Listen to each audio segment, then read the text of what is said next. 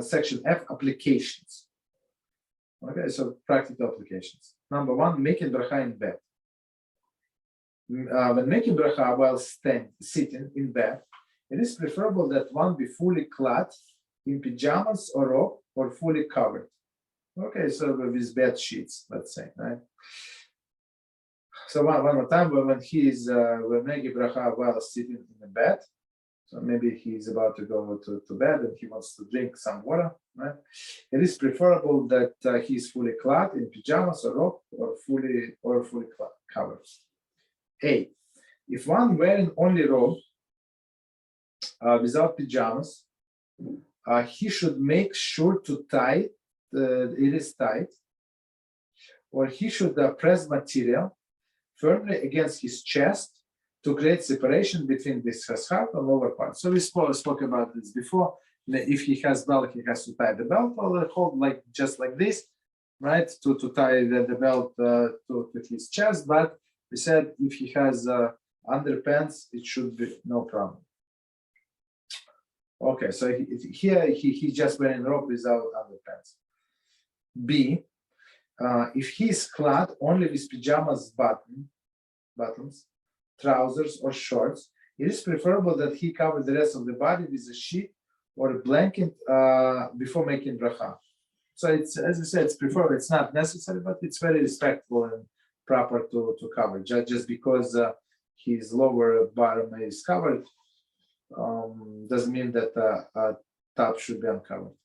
C, if he is entirely unclad, completely naked, he should cover himself with a blanket and press the blankets against the chest. So a different situation. So once again the same goal. So his top would not see his heart would not see his bottom. D. Alternatively, for example, he is too cold to remove his hands from under the cover. He may wrap his arms around himself between the chest and lower part.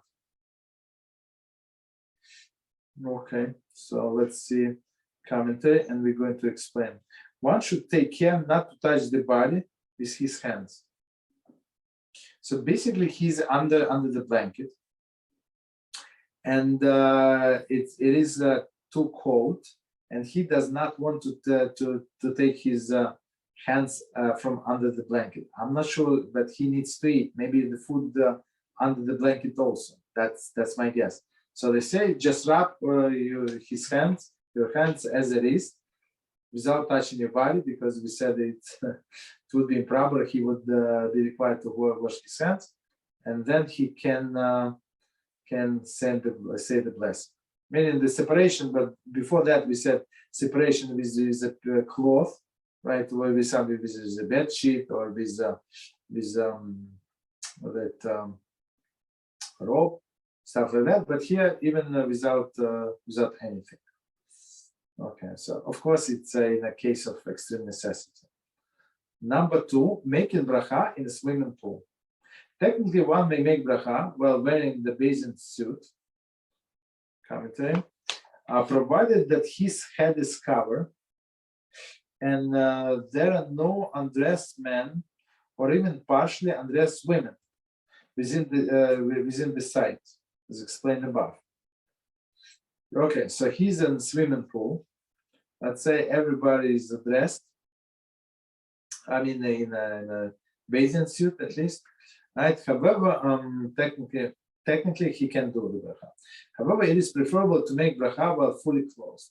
So basically, to get out of the pool and dress completely and then make bracha. Okay, that's preferable. Of course, most people would not do it. If possible, one should don a bathrobe or a shirt or drape towel around himself before making the bracha. So meaning do as much as you can. This getting out of the pool, put a towel around, so it sounds like more reasonable. If this is difficult, he's permitted to make bracha in his bathing suit, since the bathing suit serves as a separation between his heart and lower parts. So the bottom Bottom line, it is allowed, preferably not to do it, but it is allowed nonetheless. Continue.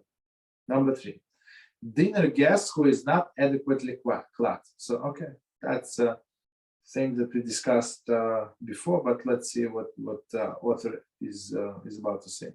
When one finds himself in a situation when it's an improperly clad woman are seated at his table, and they may feel hurt or embarrassed, should he turn away from them in order to make bracha, he should inconspicuously close his eye and look down to make a bracha. So, and same advice. It's actually if you're in a meeting with non-Jews, like you all sit around the table and you need bracha, they make bracha. That's what you do. I mean, they're in the middle of conversation. Poor you. I'm not sure why you're there to begin with, but okay. So prefer not to eat, or do blessing. Come with your own cup of water, right? And do blessing before you come into the room, and there's no problem. But if you have no choice, so basically pretend that you're looking. No, not pretend. Close your eyes. Make sure you're not looking. So look down, and you can say bracha. Continue. Number 4, making a bracha in office, store, public place. Okay.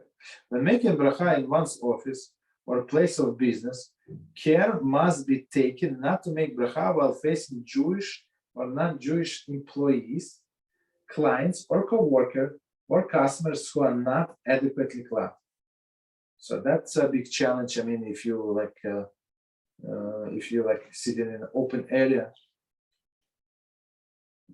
But usually, I mean, if you're somewhere in an office, you can always turn away, like facing your computers. So I mean that's the best way. If you work in an office job, so you're facing computers, so it's like you pretend you're reading some emails, whatever you do.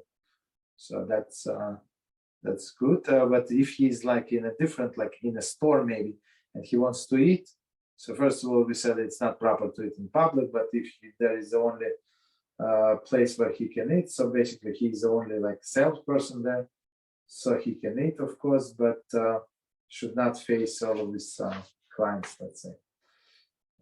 Continue. One is permitted, however, to make bracha while facing non-Jewish male whose hair is uncovered. So non-Jews are not obligated to cover their hair. For example, if one's desk is situated so that he sits facing non-Jewish female secretary, receptionist, or co-worker, and likelihood is that she does not always dress in accordance to Orthodox Jewish tradition, right? So I mean, okay.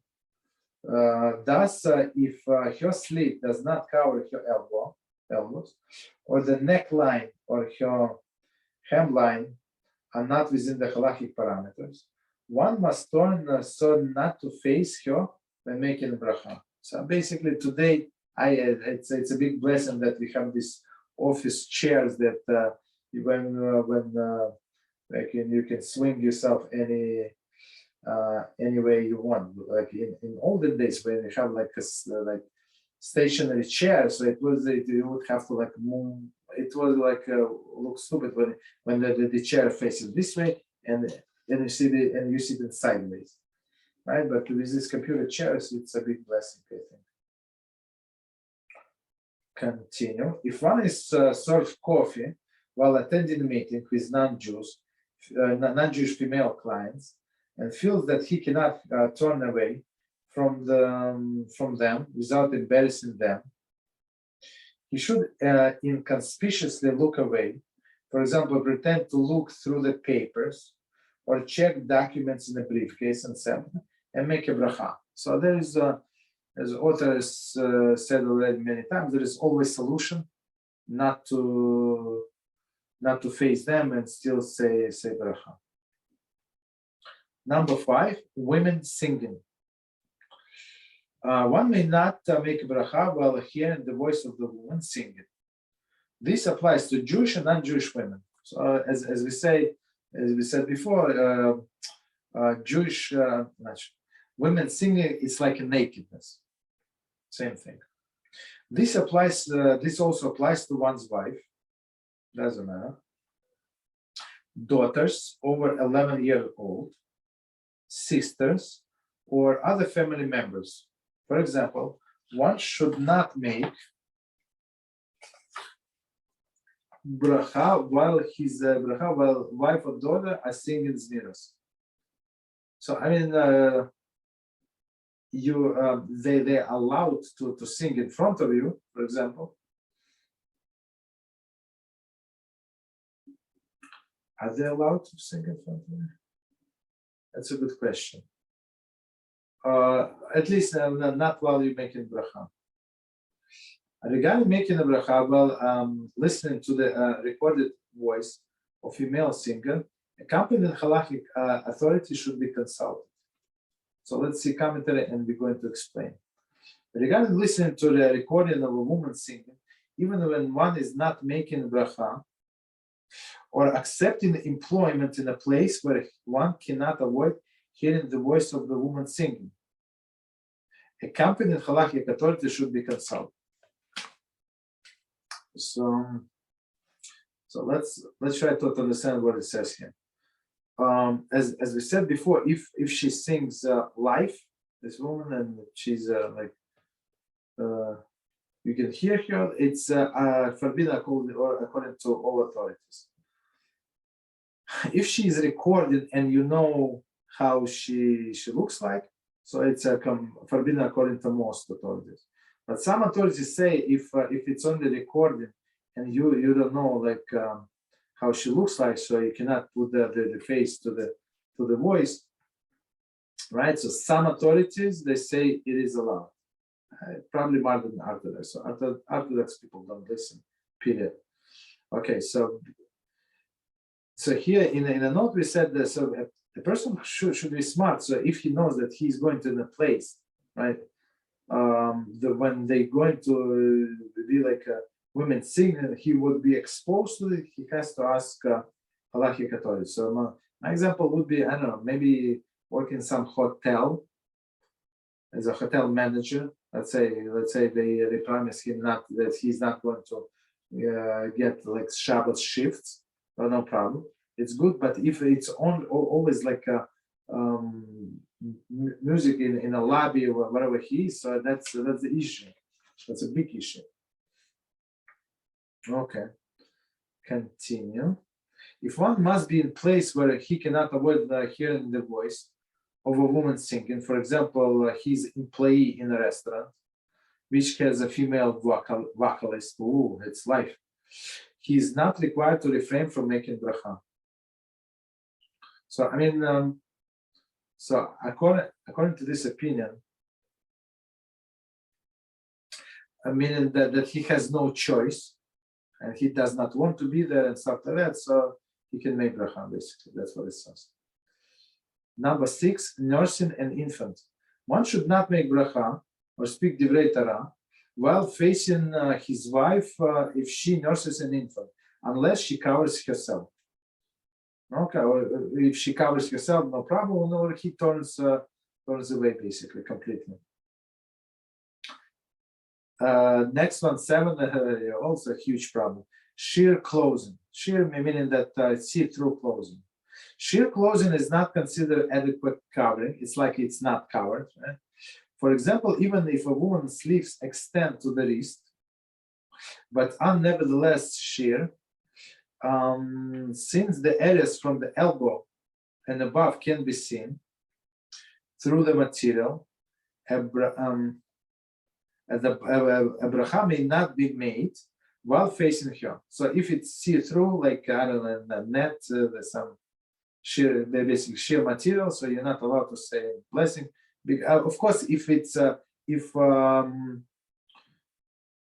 this material, like let's say above the elbow, right? Similarly, sheer stockings are not adequate covering for those areas of the leg which must be covered while making bracha. So basically, let's say she has. Actually, I'm not sure what he's talking about. So The Orthodox opinion that her legs also should be covered. So even if they're below the, like, whatever is not covered, let's say put it this, whatever is not covered by the skirt should cover with the stockings, basically. So according to this, similar sheer stockings are not adequate covering for those areas of the leg that must be covered. So, okay. Must be covered while making bracha. So basically, you have to turn away, so it's still nakedness. One may, however, close his eyes and making bracha while facing a woman who is wearing sheer clothing. Okay, so there is opinion, Baruch Hashem. So if you have no choice, so in this case, just close your eyes. So she's dressed, but not properly. Okay. Continue. Number 8, window. If one's window faces a street from which inadvertently clad women are apt to be seen, he should be careful not to make bracha while facing that window. If the window is shut, there is the improperly clad woman can be seen through the glass. One may close his eyes and make bracha. So okay, so let's understand this about the window. Let's read one more time and explain. If one's windows faces the street, meaning that and he's on a floor where he can see what's going on down there, right, basically, or out there, street from which inadvertently clad women are up to be seen. So I mean, if it's only delivery entrance when the trucks are coming, delivery people are coming, so there is no problem. But he's facing somewhere where women can be seen, not properly dressed. He should be careful not to make bracha while facing the window. Okay, so don't face the window. Right? In these cases, if the window is shut, there is the improperly clad woman can be seen through the glass. So glass, of course, it's a separation. Of course, I mean, if it's close, it's not a big separation. If it's if she's close, it's not a big separation. One may close his eyes and make the bracha. So it's a lenient opinion, but we can always rely on it. But proper way not to face the window. Why you put yourself in that situation, basically. Next one, chemical odor. We have seen that the bracha may not be made where the foul odor is present. This prohibition applies only to odor emanated from waste material and the like. If odor it does not apply to the odors emanated from chemical sources. Therefore, bracha may be made in places placed beset with the odor of tar, fresh paint, kerosene, and the like.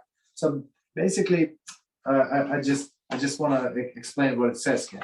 So it says here, so if it's not garbage, let's say, if it's some chemical like paint. So me personally, I like the smell of fresh paint, but other people, for them, it's disgusting.